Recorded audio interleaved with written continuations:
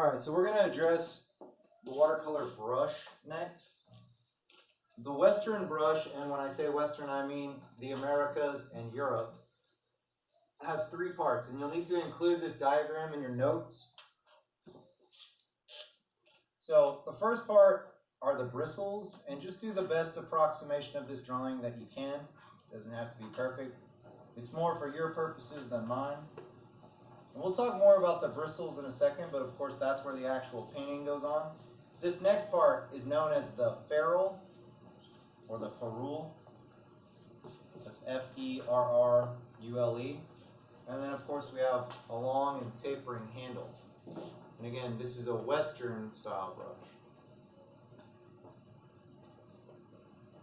Now, an Eastern style brush is similar, but it has uniquely different characteristics. Again, we have bristles forming the tip, but then there is no ferrule, just a straight shafted handle. But on the end, there's typically a string or piece of cord which has a drying loop.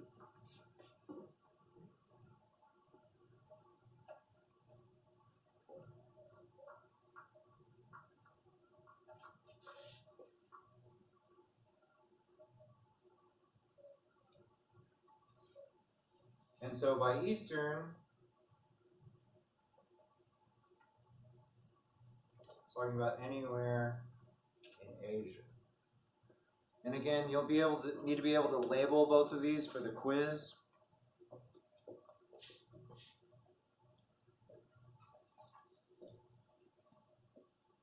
Is that an A or an O? Where are we at? The top. Yeah. Here? Yeah. That's an E. F-E-R-R-U-L-E. Ferrule. Or the ferrule.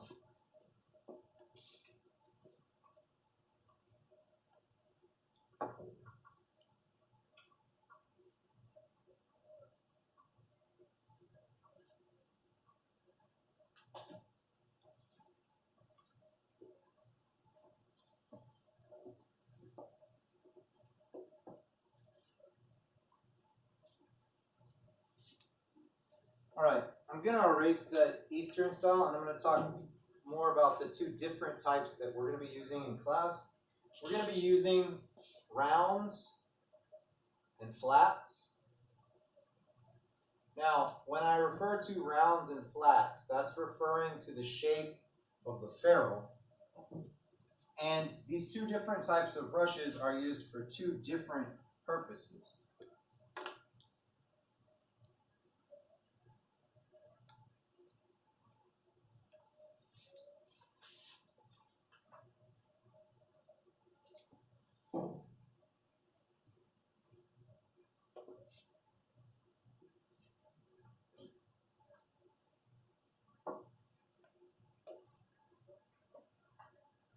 So rounds and flats.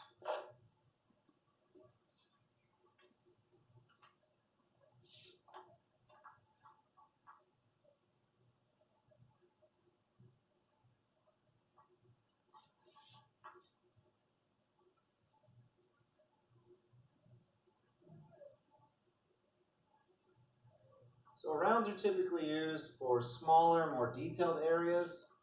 Flats are used when you're painting large areas.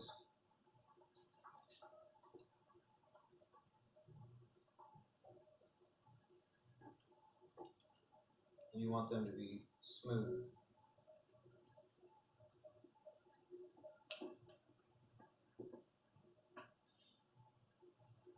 And again, it has to do with the shape of the ferrule or the way the bristles are arranged. If they're arranged in a circle, it's a round. If it looks like a squished oval, that's considered a flat.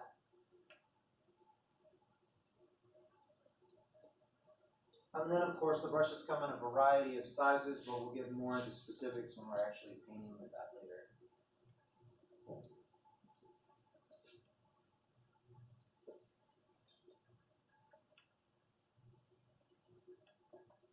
Now we need to spend a minute talking about bristles.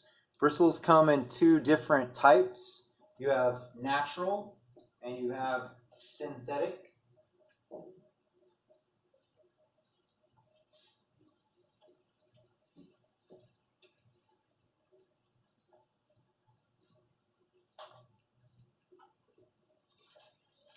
So natural bristles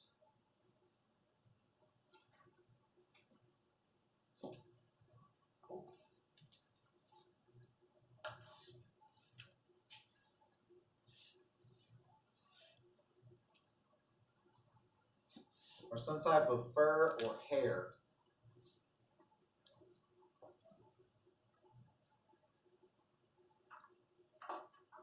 So typically, the smaller or more rare the animal,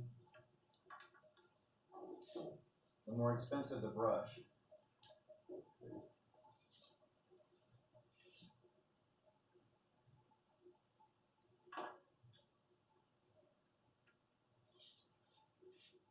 So the example I like to use is the camel and the fox. So a camel is a great big animal. And so you can imagine when you're getting paintbrushes from camel hair, not only do you not have to end the camel's life because you can trim its tail or its mane to get the brush material.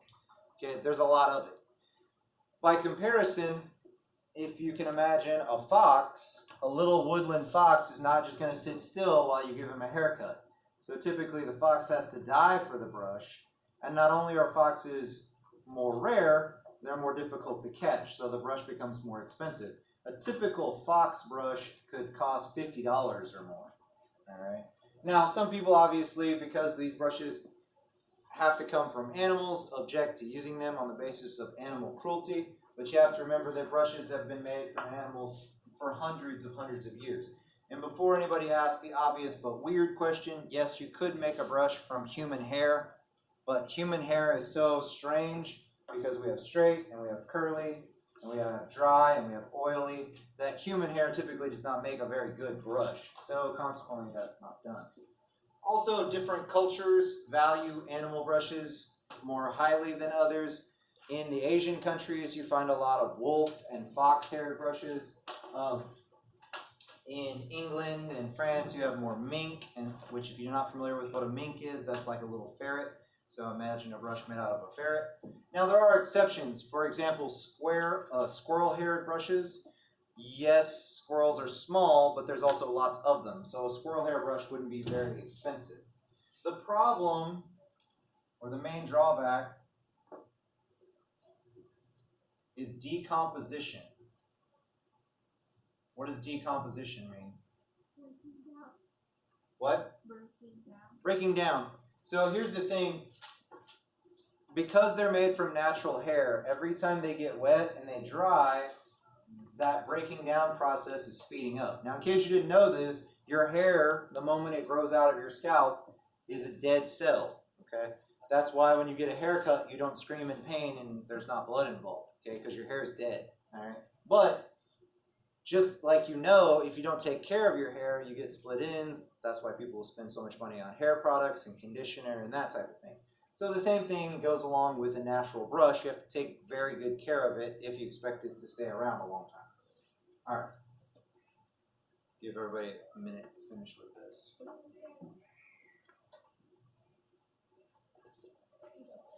All right. The next type of bristles are synthetic or man-made. Now, since the 1950s and even a little bit before, synthetic fibers have really come into their own being. And I actually prefer a synthetic brush for a bunch of reasons other than just it doesn't have to harm any animals. So typically, they're a nylon or a rayon product.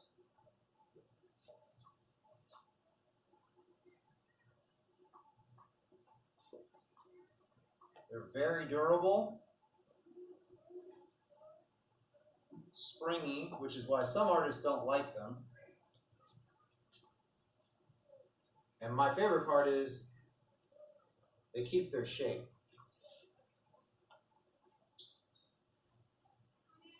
Now, natural bristle brushes, fox and camel, you constantly have to groom them to have them keep their shape. A synthetic bristle brush, once it's set into a shape, whether it's round or flat or pointed, it will keep that shape without a lot of care and effort.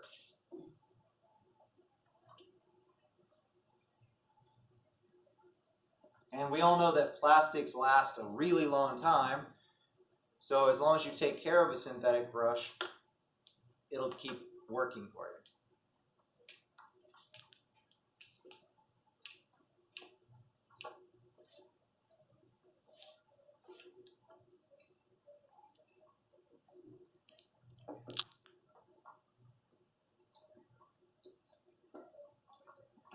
All right, the next thing we need to talk about is paper. And you're going to get to listen to me talk for just a little bit. Raise your hand, and we're going to deal with knowledge that you have. What is most paper made from? Tree. Trees, right? Now, we can get more specific about that. Most of it's made from pine trees. And we're very familiar with pine trees due to where we live. The reason it's made from pine trees is pine trees regenerate very rapidly. And if we looked out the window right there at that little pine grove, there's very few of those trees that would be useful for the lumber industry.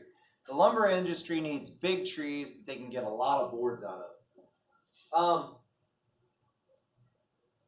The reason for that is that wood out there would be known as pulpwood.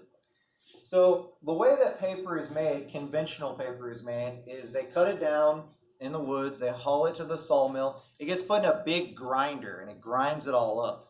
What I want you to think about that you're familiar with is oatmeal. If you've ever had a bowl of oatmeal, that's kind of what wood pulp is like when they get done with it.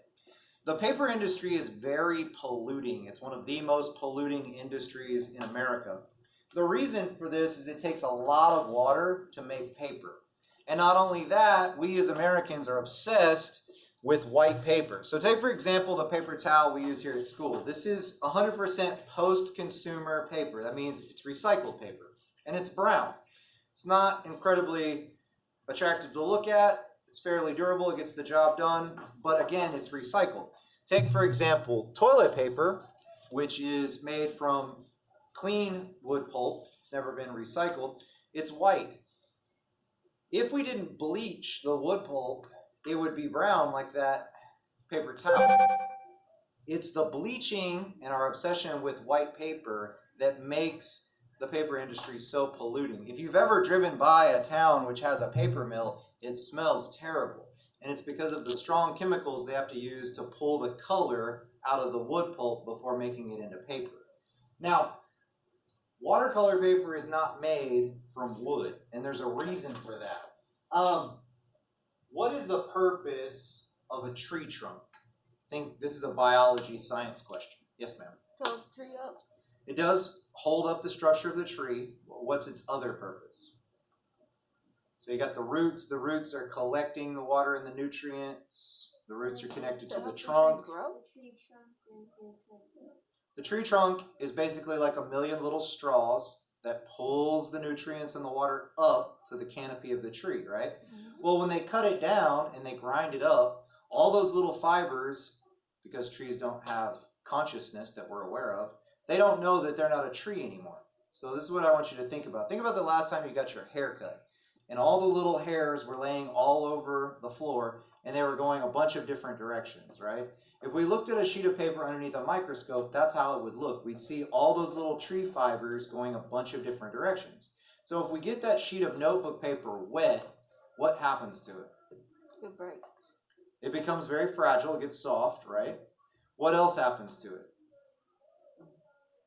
When it dries, it doesn't look right. When it dries, it doesn't look right. That not looking right is called warping.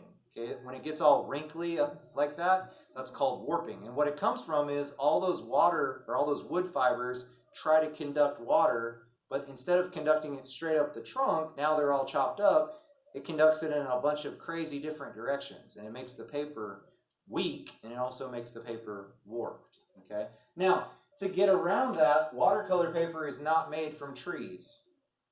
What's watercolor paper made out of? Probably everybody in here has a piece of this on right now. Cotton? Cotton. Okay. The best watercolor paper is made from 100% cotton. Now, what part of the plant is the cotton? Does anybody know? Only one person's gotten this right all day. The stem? It's not the stem.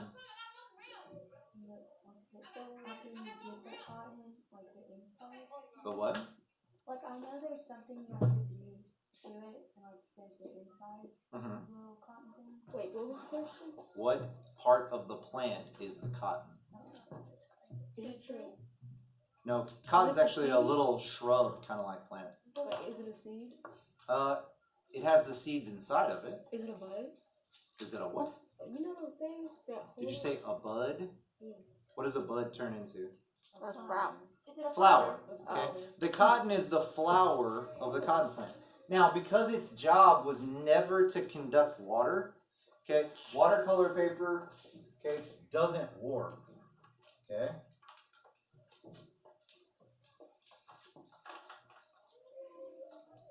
Now, just like your cotton t-shirt, it's also very absorbent. What does that mean?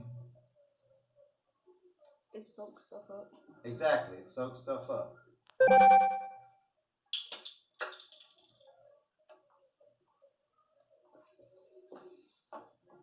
And just like your t-shirt, if you've ever tried to rip a t-shirt, it's also very durable.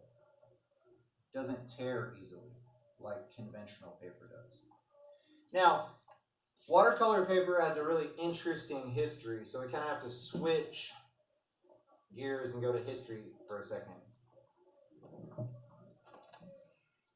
So the best watercolor paper comes from France.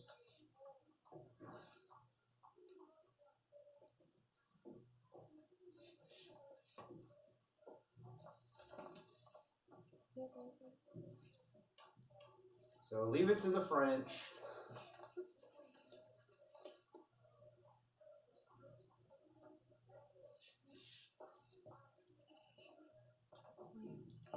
And it's known as rag paper. Now, in the 1700s, you guys have studied American history. What determined the power or the military might of a nation? Was it their army, their navy, the amount of gold they had, or the amount of land they had? Land. You said land? Yes. What did you say? Land. Nope. Maybe. Because the most powerful country then was England. England's an island, so it's not land. What did you say, Naomi? Maybe. It was their navy. Okay. Now, what were ships made of in the 17 and 1800s? Metal? Nope. Wood? Wood. So here's the thing. If you're cutting down all the trees in your country to make warships, are you going to have a lot of wood left over to make paper? No. No. So there was a paper company, and they were going to go out of business because there were no trees to make paper with. So a Frenchman recognized that maybe the pulp didn't need to be wood specifically. So what they did have was they had a lot of fabric left over from the garment industry. Now, if you've ever sewn anything, a shirt or a dress with your mother or your grandmother, you know once you cut out the pattern, there's a lot of little pieces of fabric that are unusable, right? And so what they figured out is they could reuse this fabric and make paper out of it. And so that's why it gets the name rag paper, okay? Not just the fact that it's made from 100% cotton, all right? So I'm going to give everybody just a second to get that down.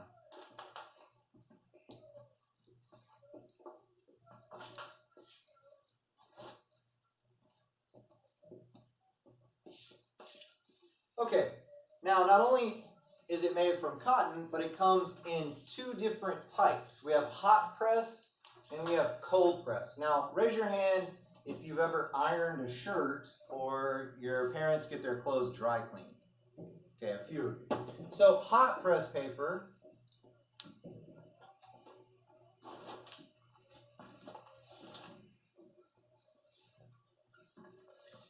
uses heated rollers.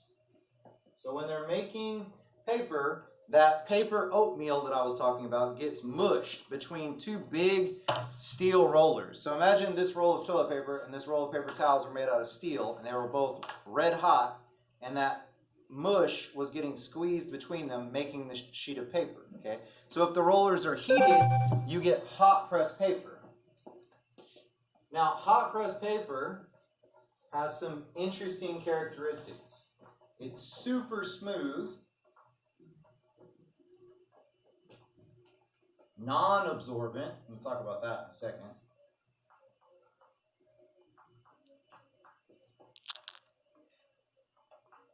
And it's typically only used by watercolor professionals. Now, the super smooth is caused by the heated rollers. If you've ever ironed a shirt or gotten your clothes dry cleaned, what's the purpose of that? What does it take out? The wrinkles, right? Now, non-absorbent. If you've ever gotten something dry cleaned, you know if it gets water on it, the water kind of beads up. Now, the reason we don't use hot press paper in class is many of you would find that frustrating because it's kind of like painting with water on glass. It just kind of slides around. Now, if I need to paint something really big, that's an advantage because it gives me extra time to move the paint around, all right?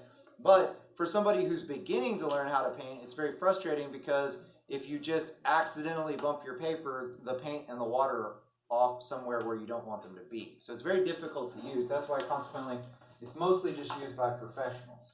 Now, the opposite of that is cold press paper.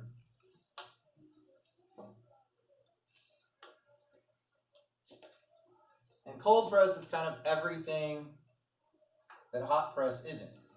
So it uses cold rollers. It's very textured, like a waffle.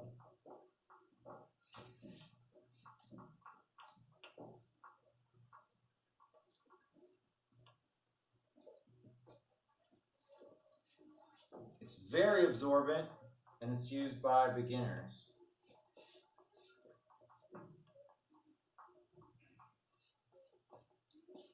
Now, we use cold press in here, okay, because most of you will find it very forgiving. If you make a mistake, it's easier to cover it up. It doesn't absorb at an alarming rate, but it does absorb faster than hot press. The texture kind of works to most people's advantage. The only thing is it's a little bit more difficult to draw on cold press watercolor.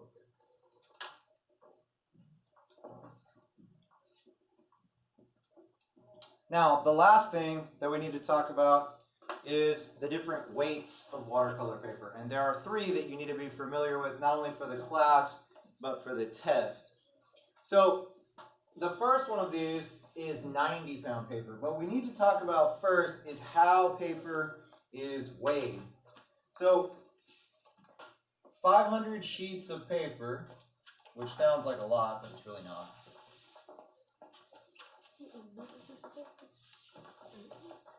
Is known as a ream.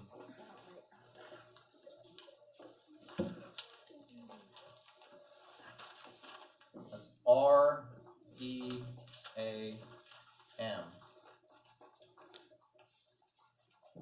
The weight of the ream determines the weight of the paper. So in watercolor, we have 90-pound paper, we have 140-pound paper, and we have 300-pound paper, which is also known as elephant paper. Now, 90-pound paper is what we'll start with. It's typically used by students. It's very lightweight. It's fairly cheap. 140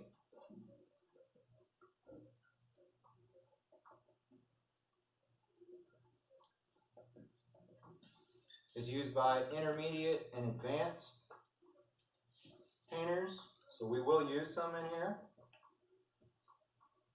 And then 300-pound, the reason it's called elephant Doesn't have so much to do with the fact that it's heavy. It has to do with the texture is very much like the hide of an elephant. It's very, very rough. Okay? And it's typically only used by professionals.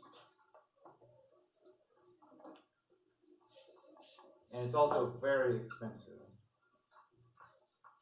in terms of paper.